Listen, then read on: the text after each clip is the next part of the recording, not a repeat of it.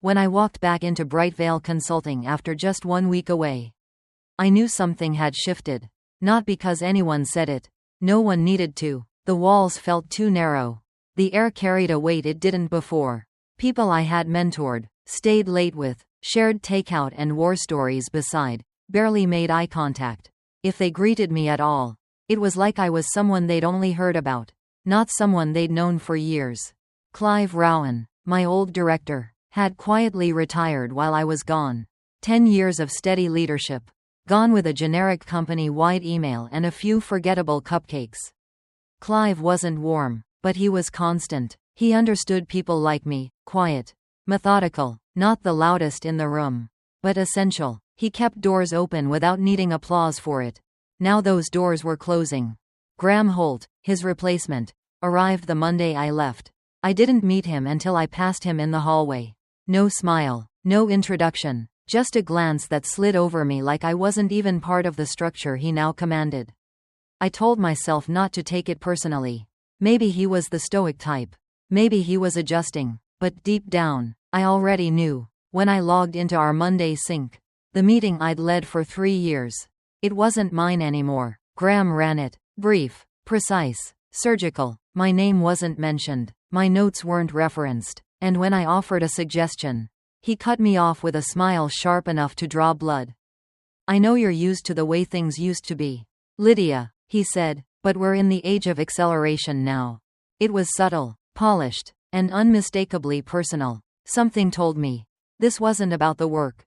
This was about erasing me, quietly, thoroughly. I hadn't been fired. I'd been targeted. And the worst part? The game had already begun before I even sat down. I tried to convince myself it was just transitional friction. New leadership always caused ripples.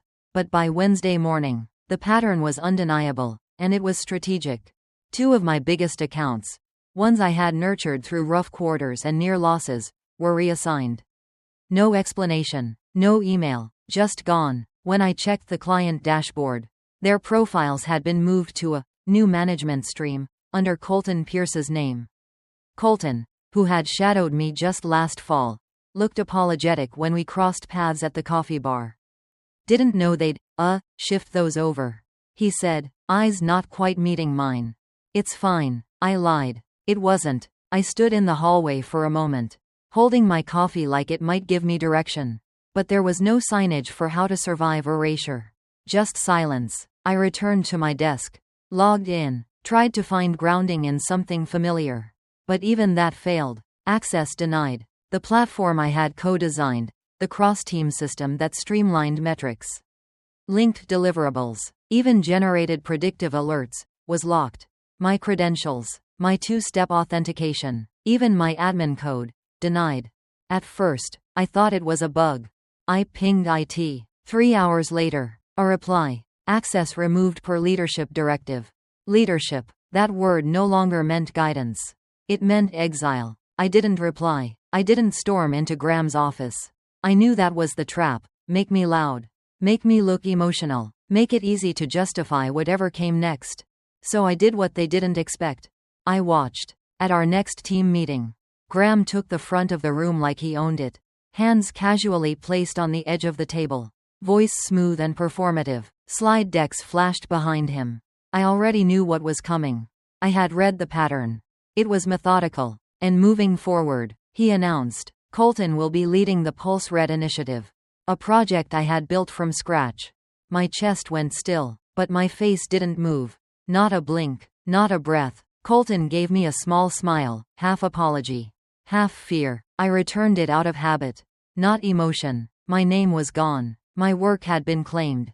I stayed silent. There was no use arguing in a room that had already chosen its side. They weren't cruel. That would have been easier. They were compliant. Silent complicity was louder than any insult. By Thursday, the HR email arrived. Subject: compensation structure alignment. The content was cold, effective immediately. Your salary will reflect adjusted expectations and role recalibration per Q3 restructuring. 35%. Cut cleanly. No meeting. No voice. Just a new number in a system I had helped build. That's when I realized I wasn't just being removed. I was being unwritten. line by line. But I wasn't gone. They forgot something. I had built the infrastructure. Not in title, but in logic, cascading protocols, contingency audits, built-in thresholds that monitored activity when no one else paid attention. They were safeguards, not sabotage, safety nets when ambition outpaced stability. And those safety nets had started blinking. At 9:17 a.m. Friday, the first alert hit. A wire transfer. Routine. $8 million. Stuck mid-process. Then another. And another. By 9:26, the queue was frozen. No errors. No red flags. Just stillness. I didn't touch a thing. Didn't need to. The system was doing exactly what it was supposed to do. Wait for proper oversight. Which no one had. In the war room, chaos bloomed. Monitors flickered. Analysts scrambled. IT leads panicked. I sat in my chair, calm, watching the script unfold. Graham's voice boomed from behind the glass walls, barking orders into a headset. I don't care what protocol says. Move the money. Override it. But you can't override what you don't understand. By 10:40 a.m., $9.4 million was sitting idle, locked in place, and the system wouldn't move until someone addressed the root issue. Broken validation paths that bypassed cross-checks. Paths Graham had insisted were legacy dead weight. Then came the moment. He stormed over to my desk, jaw tight. Lydia, he barked, you still have back-end access, right? I nodded slowly. Then fix it. I looked up at him. It's not broken, I said. He leaned in, whispering now, voice sharpened like a blade. Reset the system. Unlock the flow. I didn't flinch. Graham, the system is functioning perfectly. It's doing what it's designed to do. Pause when the wrong people move too fast. He said nothing. Just stood there, fuming. I turned back to my screen. Calm, not smug, not vengeful, focused. I wasn't going to disable a system I had built to protect the company. Not even to save it from itself. Let them sit in the chaos. Let them feel what it's like when the gears don't turn. Because the person who designed the engine wasn't at the wheel anymore. But I still had the keys. The silence in the office that afternoon was unlike anything I had ever experienced. It wasn't peaceful. It was surgical. Every keystroke, every footstep, every whispered question cut through the air like a warning. The money wasn't moving, and no one knew why. Except me. I sat at my desk. Hands still, eyes on the screen. The system was calm. 5 internal warnings lit softly at the top of my console. Thresholds triggered. No override requested. No validation submitted. It was beautiful. I hadn't sabotaged anything. That's what made it so perfect. I had simply let the system do what it was meant to do. Wait for the right conditions. They thought speed was power. But speed without clarity is just a crash in progress. Graham's voice broke through again. Louder this time, echoing from the war room. She's the only one who can fix this, he said, not realizing the irony. Just days ago, I was disposable. Now, I was indispensable. I watched as the IT team spiraled, resetting routers, rewriting scripts, even testing dummy data in hope of a workaround. James, the lead tech, was sweating through his shirt, fingers flying across keyboards while 2 junior analysts hovered behind him in frantic silence. Still looping back, one whispered, no blocks, no flags, just pending. I knew the look on their faces. Panic in a comm room is louder than any siren.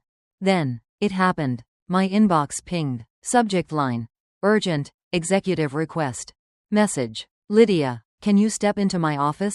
Graham. I waited 15 seconds before standing. Not to be petty. Just to feel the moment settle. I walked to his office. The blinds were closed, but the lights inside were dim. He was pacing. Not confidently. Anxiously. Close the door, he said without looking up. I did. He gestured toward a chair. I remained standing. I know things have been tense. He started, voice softer than I'd ever heard it. This freeze, it's hurting the company. Our board is panicking. Our partners are demanding explanations. I said nothing. He continued, look, I may have misjudged how we transitioned things. That's on me. But this doesn't have to stay broken. I let the silence stretch. Then he tried again. HR is willing to reverse the pay adjustment. Match your previous rate, maybe even increase it. Full project control. A clean slate. There it was. The panic under the pitch. "We're in this together, Lydia," he added, lowering his voice like we were conspirators. "Let's not let a misunderstanding derail something bigger. Think about the company, about the team." I looked at him. Really looked. The desperation wasn't just professional. It was personal. He had staked his leadership on cutting me out.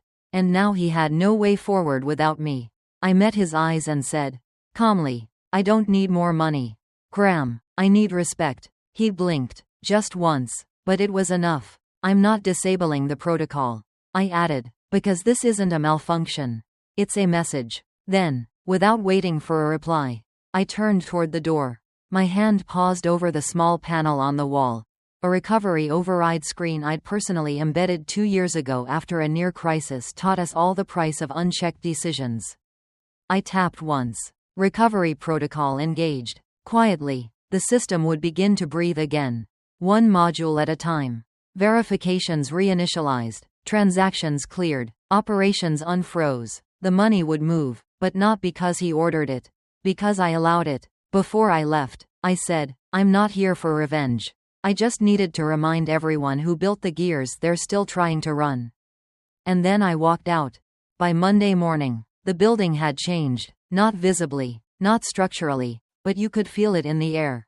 People moved differently. No forced smiles. Just glances, curious, cautious, maybe even respectful. Conversations hushed when I walked by. No one said it aloud. But the story had already traveled faster than any memo. At 2:04 p.m., Graham was called to the 31st floor, the executive review board. A closed-door meeting labeled "critical" on the calendar. Only he and the directors were invited. I wasn't included. I didn't need to be. I sat at my desk, sipping tea, reviewing workflow patterns. The alerts had all cleared.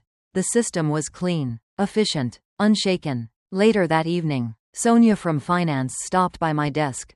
She didn't say much, just leaned in and whispered. He didn't even know the override logic existed. Then she smiled. "But the board does now." The full picture arrived in fragments. Apparently, the meeting started with polite concern, then escalated when Graham couldn't explain why the system had frozen. He tried buzzwords: redundancy elimination, legacy overhaul, agile transition. Then someone asked, "Who wrote the original validation sequence?" He said my name. He had no choice.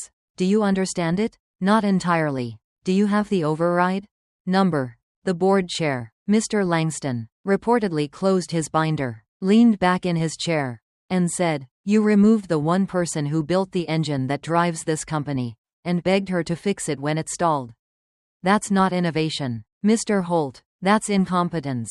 37 minutes later, Graham walked out of that room a ghost. No words, no eye contact, just a man carrying a cardboard box. No one stopped him. By the end of the week, an org update slipped quietly onto the company intranet. Effective immediately, Graham Holt will transition to lead operations at our Greenville branch. A polite demotion. A silent fall. I didn't celebrate. I didn't even smile. Some victories don't need applause. They just need silence. The kind that says, "We see you now." It's strange how fast people forget who they tried to erase, until they realize the systems don't run without you. By Tuesday morning, I was no longer invisible. But the attention didn't feel like recognition. It felt like recalibration. Everyone was adjusting their narrative, rewriting what they thought they knew about me. And yet, I remained the same. Same desk, same routine, just a different kind of silence now, one that held weight. I didn't need their praise. I watched the shift happen in real time. Messages came in, Slack pings I hadn't received in weeks, requests for input, invitations to meetings I hadn't been copied on since Graham arrived. Suddenly, Lydia was essential, but I knew what it really was: damage control. They didn't respect me. They feared another freeze. What they didn't understand was that I had already left the room. Long before they realized I mattered. My mind was elsewhere, not in vengeance, in vision. Over the past few months, in quiet moments between corporate reorgs and late-night audits, I had been building something. A framework, a platform, a blueprint for a consulting agency, Lydium Strategies. designed for companies that wanted scalable systems without compromising human integrity.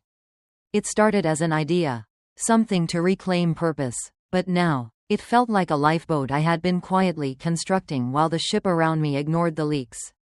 That afternoon, I walked to a small cafe 2 blocks from the office. The kind with creaky chairs, chipped mugs, and jazz music playing so soft it sounded like memory. I opened my laptop, logged into the dev console of Lydium, and just sat there, watching the dashboard glow back at me. No titles, no permissions to ask for. Just me, and control. Then my email pinged. From Renee Walsh, CFO, BNR Logistics. Subject: Exploratory consultation. Lydia, we heard you may be consulting independently. If that's true, we'd like to be first in line. Let's talk. My chest tightened, but not in fear. In clarity. BNR had been one of our biggest clients. I'd led their infrastructure redesign last year. Renee once told me, if you ever go solo, we'll follow. I thought she was being polite. Apparently not. I stared at her message for a while, rereading the sentence. We'd like to be first in line. And for the first time in months, maybe years, I didn't feel like I was fighting for space. I was being invited. I responded simply, let's set up a call. Thursday morning, I'll send a deck. Then I sat back in my chair and exhaled. Long, quiet, relieved. I didn't need the old system's validation anymore. They had built a hierarchy that could collapse with one misstep. I had built a framework that functioned on trust, resilience, and quiet code no one noticed until they needed it. Back in the office, the leadership board was shifting again. Whispers of internal audits, accountability reports, operational reviews. I stayed out of it. I didn't want a promotion. I didn't want a raise. I wanted out, but not with bitterness, with intention. A few days later, I received a message from someone I hadn't spoken to in a long time, Erica Voss. Sharp thinker, quiet voice, the kind of person people overlooked in meetings unless someone like me gave her space to speak. We used to get coffee occasionally. I'd helped her navigate a tough vendor negotiation once. She had potential, but she needed protection from the noise. Now, she was named Interim Director of Strategy. I smiled when I saw the update. A good choice. A necessary shift. Erica messaged, I wouldn't be here without you. They're starting to understand what you taught me before anyone else did. Thank you. I replied simply. Lead with clarity. That's all the power you'll ever need. That was the moment my perspective fully changed. It was never about proving myself to a room full of people who only saw me when something broke. It was about building something stronger outside those walls, so others like me wouldn't have to survive the silence. Or the erasure. I had tried to belong for too long in a system that was never designed for people who worked quietly, effectively, without flash. But now, I saw the truth. I didn't need their room. I had built my own. And others were already knocking on the door. The morning I launched Lydium Strategies. It was raining. Not the heavy, dramatic kind, just a slow, persistent drizzle that softened everything. It felt fitting. Like the world was washing off the last remnants of who I had to be to survive. And now, I was stepping into who I chose to become. I didn't announce it with a press release. No LinkedIn fanfare. No grand farewell from the company I had given a decade of my life to. Just a single sentence at the bottom of a personalized email. Lydium Strategies is now accepting clients for Phase 1 partnerships. That was it. Within 24 hours, I had 3 replies. BNR Logistics scheduled a call immediately. Holloway Pharma, another client I once rescued from a data migration disaster, forwarded my note to their CIO with the words, "She's the real thing. Move fast." And a third came from someone I didn't recognize. A referral. Already, the network was moving without me pushing it. I didn't need outreach. I had reputation. Thursday came fast. I wore a simple black sweater. Jeans, no blazer. I didn't need armor anymore. The call with BNR started right on time. Renee Walsh smiled as soon as she saw me on camera. You look different, she said. I feel different. We've been watching your transition. She admitted, word travels fast in our world. And frankly, the way you handled what happened, it showed us more than a resume ever could. We didn't spend time rehashing the freeze or the fallout. Instead, we talked scalability, implementation cycles, system redundancy, leadership culture, and team psychology. We spoke the same language. Always had. They just didn't have permission to say it until now. By the end of the call, I had secured a 6-month consulting contract with BNR, full autonomy, executive access, and more importantly, respect. After I hung up, I didn't celebrate with champagne. I made tea, sat by the window of my small apartment, watched the city move below me like it always had, unbothered by what felt like a seismic shift in my world. That night, I returned to the Lydium backend. It was still rough. No glossy UI, no onboarding funnel, just raw architecture, built with the same discipline I once poured into a company that tried to delete me. But now, each feature was mine. I added 3 new modules that night. Client Trust Index, a system to track which partners respected boundaries and timelines, not just deliverables. Integrity Filter, a background algorithm that analyzed client communication tone over time, flagging patterns of manipulation or misdirection. Balance Trigger, a subtle prompt that reminded me when to log off. Rest, recalibrate, because I didn't want to build a new empire and lose myself again in the process.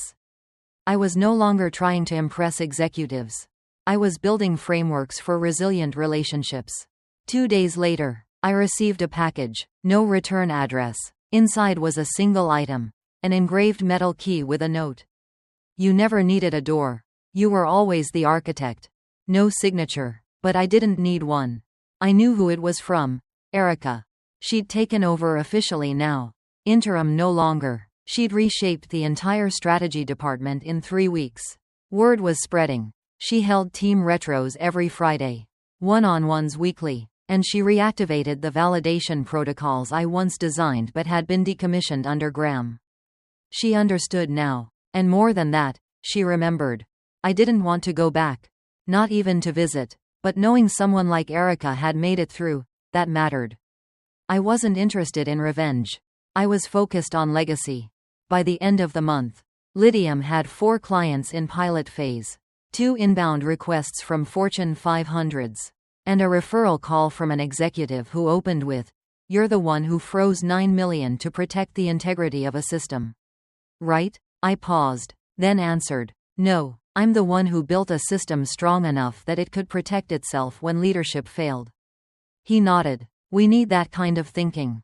I hung up the call, heart steady, not racing, not overwhelmed, just clear. I wasn't climbing anymore. I was anchoring. And the view from here, without permission, without fear, was limitless.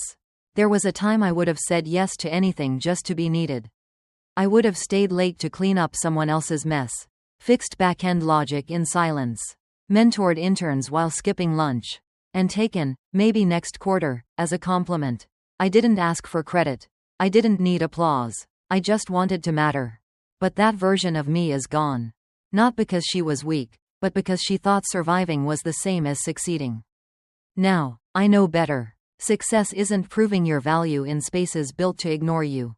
It's owning your value so completely that you never let another person define it again.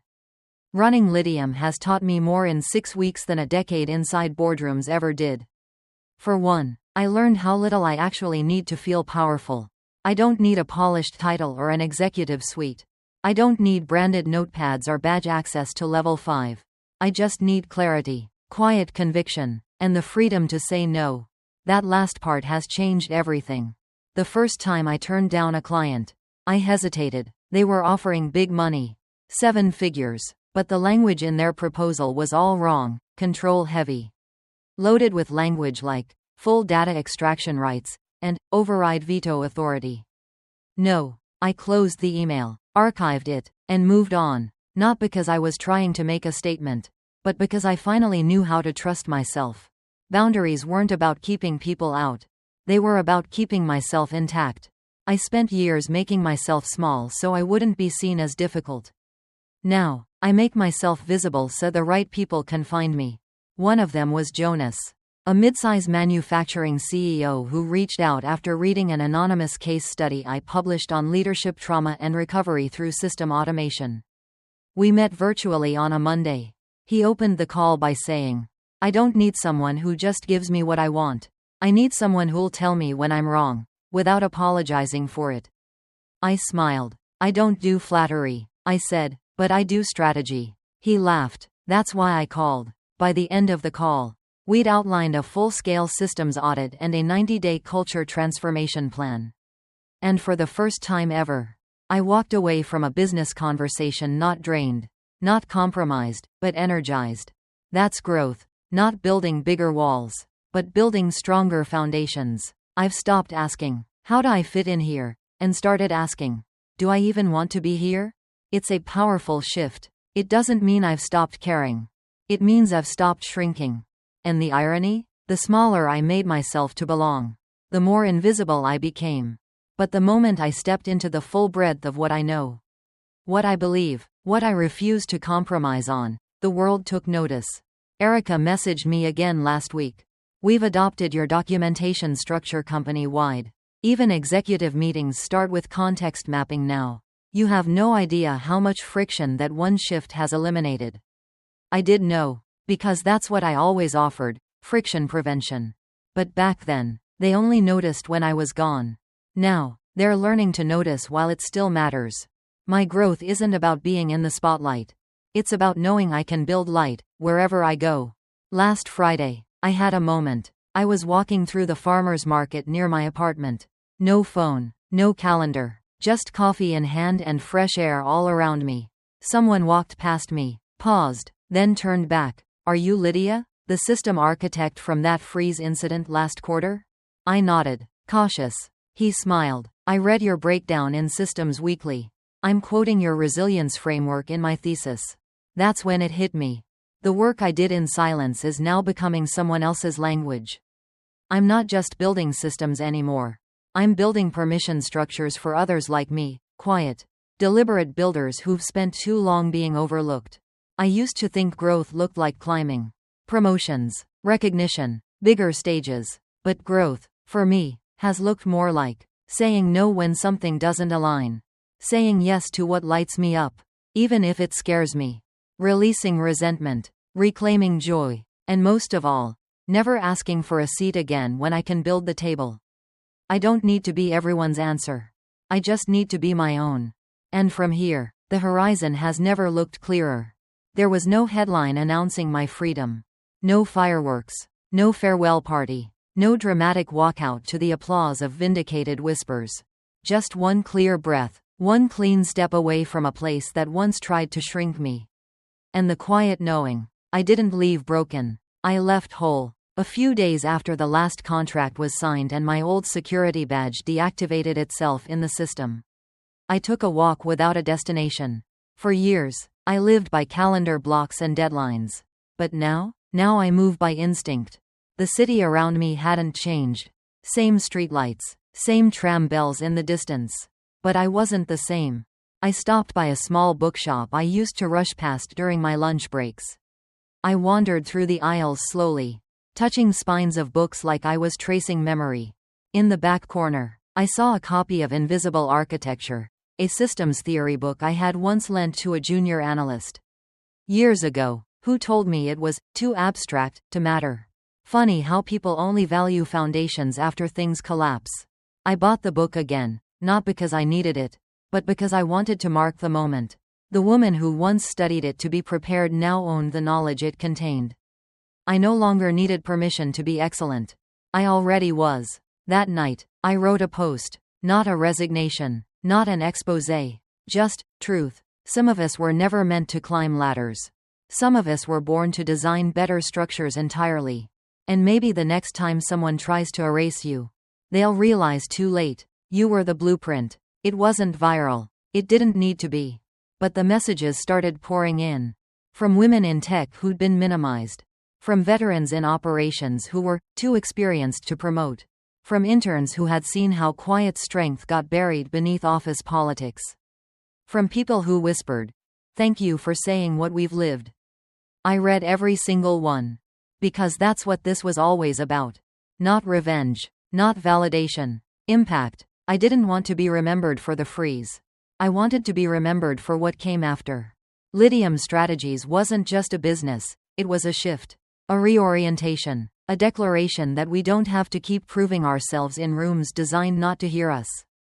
We can build our own rooms. Rooms with clarity. Rooms with equity. Rooms where silence is not mistaken for weakness, but recognized as intentional focus. A month after Graham's demotion was made official, I got another message. This one from the company's board. Polite, carefully worded, filled with strategic language. We'd like to retain you as an external advisor, flexible terms. Full discretion, high compensation. I didn't reply. Some silence is earned. A week later, Erica sent me a different kind of message. No proposal, no pretense. Just, I'm making space for others the way you did for me. They're listening now. That one, I responded to. Don't lead like me. Lead like you, but louder. She replied with a single word. Always. It's not about proving you were right. It's about showing what's possible when you refuse to be erased. That's what I want people to remember. That sometimes, the strongest thing you can do is not raise your voice. Not slam the door. Not make a scene. But stay steady enough that when everything else spins out, you're the one they turn to. And when they finally do, you've already built something better.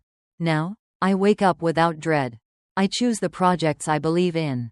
I work with people who respect boundaries as much as they respect brilliance. I mentor without obligation. I rest without guilt. I create without fear. And above all, I no longer measure my value by how quietly I endure. I measure it by how boldly I begin again. This wasn't a comeback story. Comebacks are for those who left and had something to prove. I never left who I was. I just stopped waiting for the room to catch up. And now, they're watching. Not because I shouted, not because I demanded recognition, but because when everything froze, the only system still functioning was the one I built. Quiet, precise, unbreakable, just like me. Thank you for choosing to listen to this story among thousands of stories out there. Like and subscribe to continue listening to the latest stories.